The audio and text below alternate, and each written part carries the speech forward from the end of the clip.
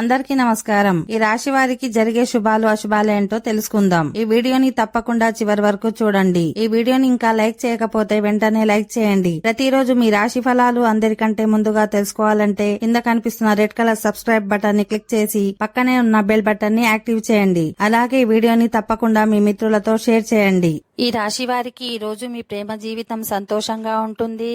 ఈ సాయంత్రం మీ తల్లిదండ్రులను ఏదైనా మతపరమైన ప్రదేశానికి విహారయాత్రకు తీసుకువెళ్లాలని ఆలోచించవచ్చు. ఈ రోజు ఆర్థిక పరంగా శుభప్రదంగా ఉంటుంది.